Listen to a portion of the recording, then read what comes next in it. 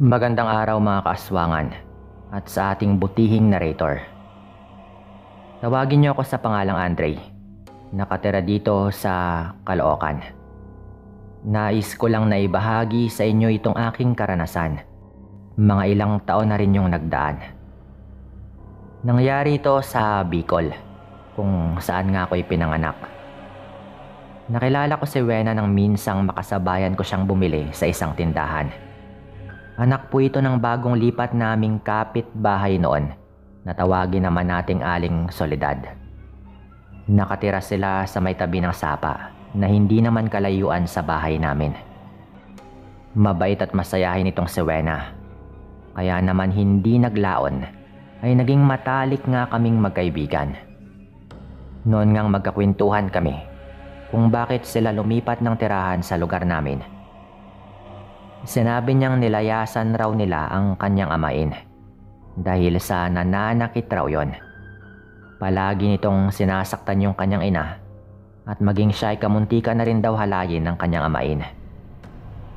Kung kaya't nagpasya nga yung kanyang inang layasan na nga ito.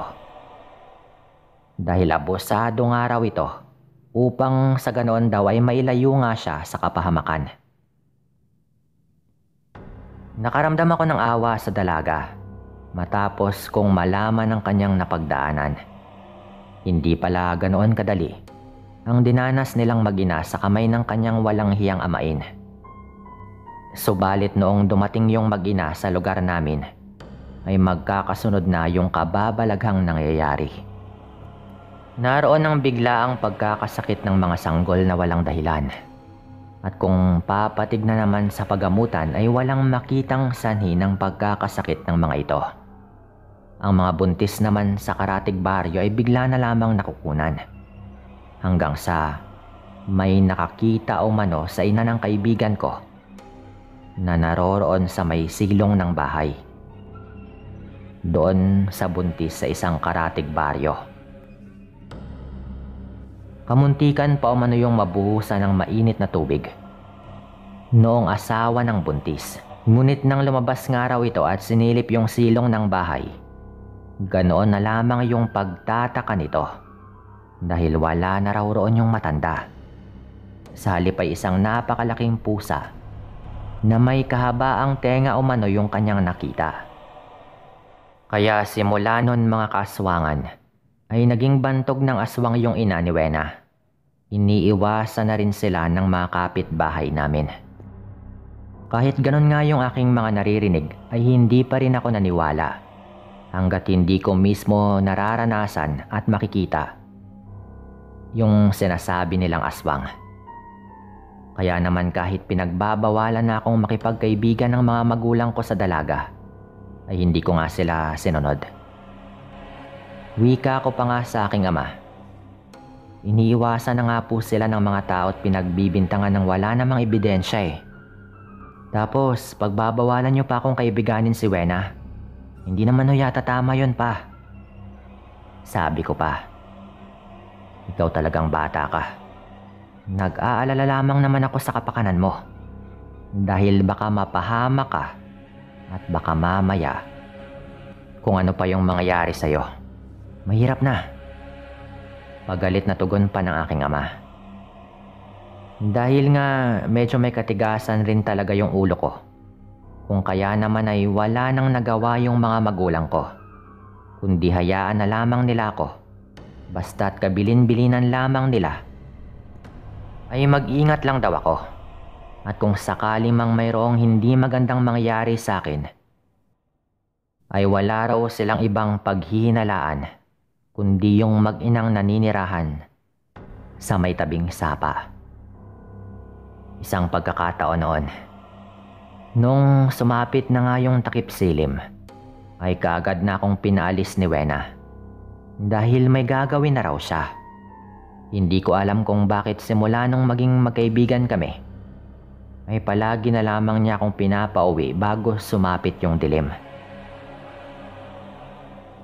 Napansin ko rin po itong tila natataranta at para bang may iniiwasan siyang matuklasan ko.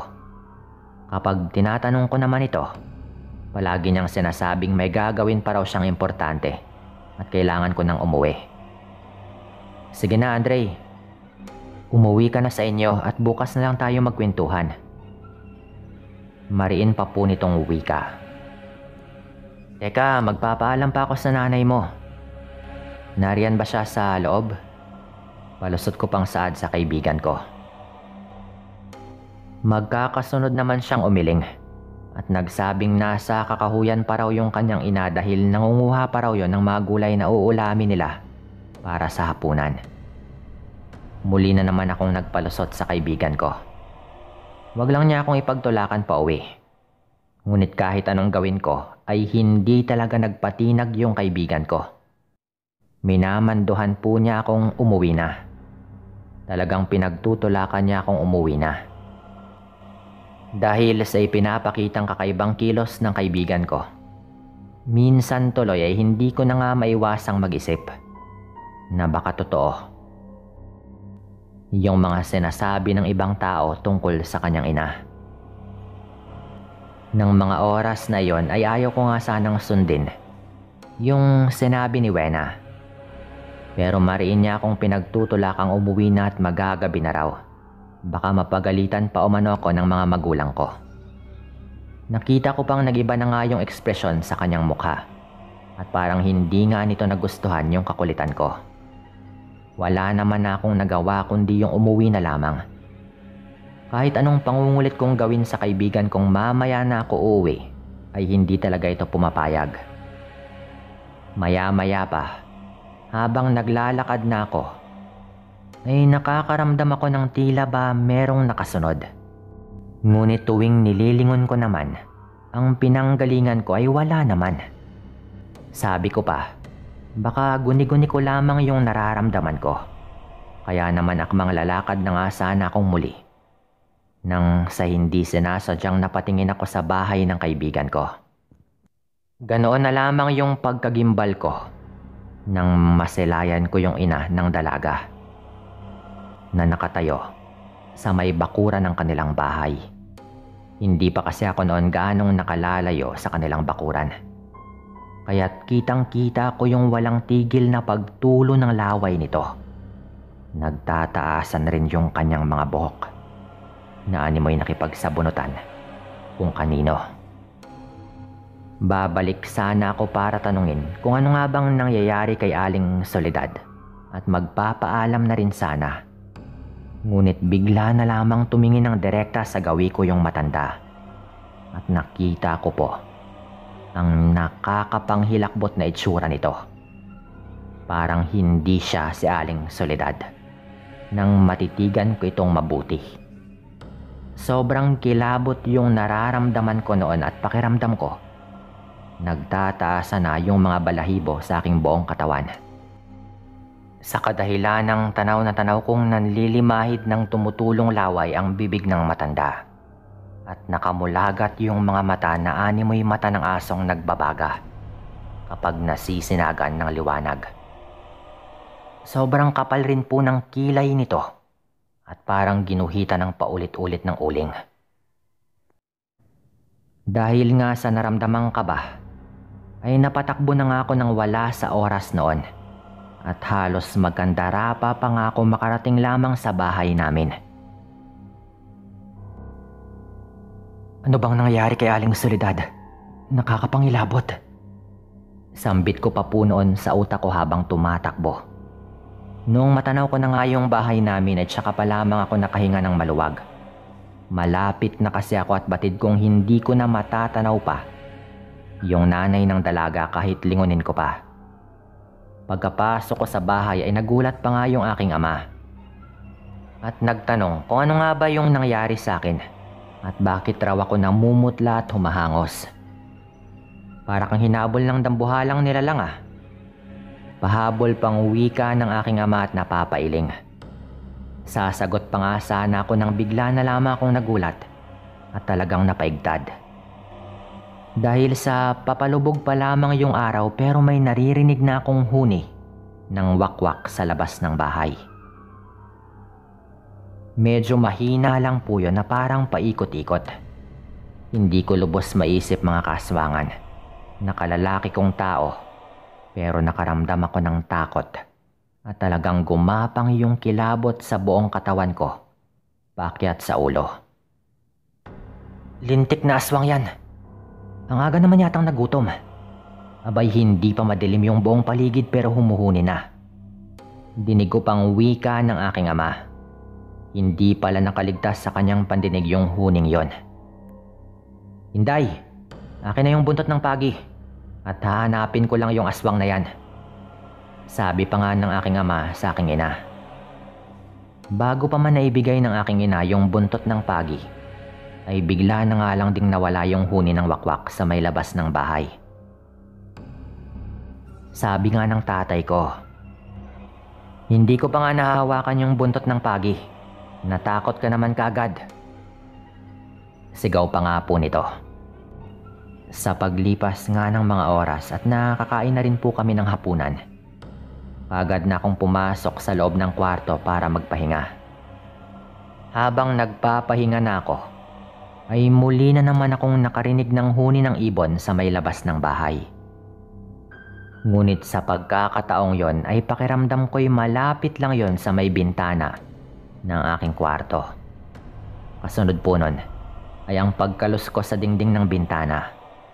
Hindi ko na nga napigilan yung sarili ko at kaagad ko nang tinawag yung aking ama at sinabi sa kanyang may naririnig akong kaluskos sa may dingding ng aking kwarto. Noong unay hindi pa nga naniwala yung aking ina.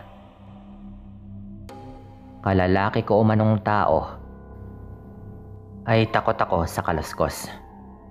Malay ko bara kung daga lamang yon o kaya ay pusa lamang sa may labas ng bahay at nakikipagrambulan. Totoo nga po. Totoo po yung sinasabi ko. Pagpupumilit ko pang saad sa aking ama, pati na rin sa aking ina. Nahalata namang parang nagdadalawang isip pa ring maniwala. Ikaw talaga, Andre. Tumigil-tigil ka nga riyan. Kanina pa kami ng mama mo nag-uusap sa may sala. Wala naman kaming naririnig na kung ano. Saway pa nga pong wika ng aking ama. Nagtataka naman ako at napakunot ng noong napatanong sa aking sarili kung bakit parang ako lamang yung nakakarinig ng mga kababalaghang nangyayari. Hindi kaya totoo yung sinasabi ni tatay? Naguni-guni ko lamang yung mga yon. Sambit ko na lang sa aking sarili. Natigil lamang ako sa kakaisip nun nang marinig kong magsalita yung aking ama. Matulog na umano ako dahil matutulog na rin sila. Nang mga sandaling yon ay hindi pa rin talaga ako makapaniwala sa mga nangyayari sa akin. Dahil mula nang makita ko yung kakaibang itsura ng nanay ni Wena, hindi na nga ako tinitigilan ng mga kababalaghang aking naririnig. Ilang araw nang paulit-ulit na sumasama yung pakiramdam ko. Kaya naman hindi na nga ako nakapunta sa bahay ng kaibigan ko. Tuwing sumasapit kasi yung hapon ay sobrang bigat ng aking pakiramdam. At parang akong nilalagnat. Nakailang beses na akong umiinom ng gamot. Ngunit wala pa ring nangyayari. Lalo lamang sumasama yung pakiramdam ko. At tuwing mga hating gabi ay nagigising na lamang ako bigla. Dahil sa may umaalingasaw na napakabahong amoy mula sa labas ng bahay. Sobrang baho po nun at halos bumaliktad yung sikmura ko. Dahil sa amoy na aking nalalanghap. Kapag naman tinitignan ko kinabukasan sa likuran ng bahay, ay wala naman akong bangkay ng hayop na nakikitang tinapon. Kaya talagang nakapagtataka dahil nakakaamoy rin ako ng ganon tuwing hating gabi. Dahil sa mga kakaibang kababalaghan, ay naisip kong hindi kaya totoo talagang aswang si Aling Soledad. At inaaswang na nga nito ako. Nagsimula lang kasi yung pagkakasakit at pangangayayat ko dahil sa kawalan ng gana sa pagkain. Dahil palagi kong naaalala yung nakakatakot na itsura ng matanda. Hindi na maganda to. Kailangan kong malaman kung ano talaga yung sekreto ng matandang yon. Kahit na ina pa siya ng matalik kong kaibigan. Sambit ko pa sa aking sarili. Isang gabi nga, bitbit yung flashlight ay palihim kong binaybay yung bahay ng kaibigan ko. Gustong gusto kong malaman kung ano talaga yung kanyang sekreto ng kanyang ina at bakit nakita ko yung nakakatakot na itsura ni Aling Soledad na alam kong hindi lamang guni-guni. Kahit kinakabahan nga ako ng mga oras na iyon, ay hindi nga ako nagpadala sa takot.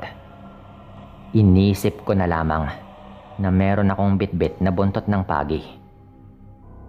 At alam kong takot yung mga aswang sa ganong bagay. Kaya kung sakali mang totoong aswang si Aling Soledad, ay hindi niya ako magagawang lapitan at saktan. Noong nasa bakuran na nga ako ng bahay, nagulat yung kaibigan ko nang makita nito ako. Kagad siyang lumabas at nanlaki yung kanyang mga matang nagtanong kung ano nga bang ginagawa ko sa kanilang bahay. Nasaan yung nanay mo? Seryosong tanong ko pa nga po dito. Wala siya rito, umalis kanina. Kaya't umalis ka na rin. Baka mamaya maabutan ka pa ni nanay dito. Takot pang wika ng kaibigan ko. Akmang magtatanong pa sana ako nang marinig kong may matandang nagtatanong kung sino nga ba yung kausap ni Wena. At pamilyar po yung boses nito. Pabulong naman akong nagtanong sa dalaga kung meron ba silang bisitang matanda. Dahil kahit pamilyar po yung boses, ay parang may kakaiba din dahil paos po ito at garalgal. Mas lalo naman akong pinandidilata ng dalaga at itinulak na nga ako palayo at sinabihang umuwi na at magmadali na. Na para bang takot po ito doon sa matandang nagsalita. Narinig ko namang muling nagtanong yung matandang nasa loob ng kanilang bahay kung kaya't naglakad na nga papasok sa bahay yung dalaga. Narinig ko pa siyang sumagot sa nagtanong at sinabing wala siyang kausap. Sakto ngang pagkatapat ko sa pintuan, Sir Dan, ay nakita ko yung ina ng dalagang may nalilisik na mga mata. Habang hinangat-ngat yung bangkay ng isang pusa. Nakasalampak po ito sa sahig at walang tigil nang inangasab yung lamang loob. Namuo yung galit na nararamdaman ko noon. At hahambalusin ko na sana ng buntot ng pagi ang ina ni Wena. Pero natigil yon nang biglang harangan ng dalaga ang kanyang ina at nagmakaawang wag kong hambalusin ng buntot ng pagi. Ba't mo ako pinipigilan? Hindi mo ba nakikita?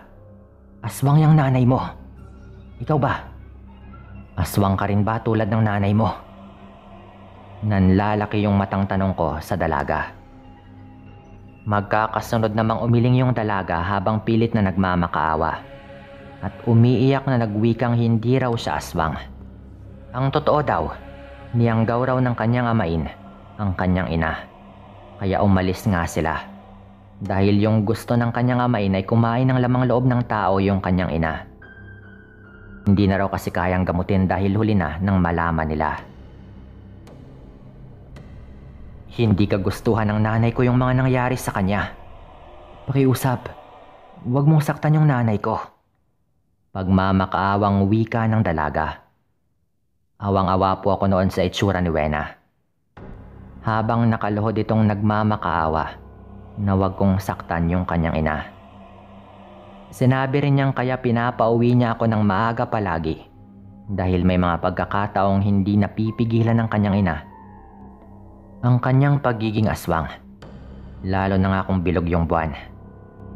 Sinabi niya ring pinipilit naman nilang mag-inang mamuhay ng normal gaya ng mga kababaryo. Kahit alam nila na palaging sila na lamang yung sentro ng mga usapan sa mga kalsada. Dahil sa awa ay pinili kong wag saktan yung kanyang ina. Pero bago ako umalis ay nagbitaw ako ng salita na umalis na lamang sila sa lugar. Bago pa nga makumpirma ng aming mga kababaryo na totoo yung kanilang hinala sa nanay ni Wena. Kinabukasan nga po noon ay umalis nga po yung mag-ina. Nagtaka pa nga yung mga taong baryo dahil wala man lang nakakita sa pag-alis ng mga ito. Lingid sa kanilang kaalaman Ako yung may kagagawan kung bakit umalis si Wena at yung kanyang ina. Nang puntahan ko nga yung bahay ng mag-ina, ay may nakita kong sulat na nakaipit sa may upuan. Kung saan nga kami laging nagkukwentuhan. At nang basahin ko po yon, nakasulat doon yung labis na pagpapasalamat ng dalaga. Dahil hanggang huli raw, ay nanaig pa rin yung aming pagiging magkaibigan. Kahit na ganun nga yung pagkatao ng kanyang ina. Matapos kong basahin yon, ay hindi ko po napigilang malungkot. Dahil sa totoo lang, minahal ko po yung matalik kong kaibigang si Wena. Ngunit wala akong magagawa dahil alam ko na yun po yung mas makakabuti para sa aming dalawa. Simula po nun, hindi ko na nga sila muli pang nakita. Pero naging tahimik naman po yung baryo namin pagkatapos nun. Dito ko na rin po ito tatapusin. Salamat.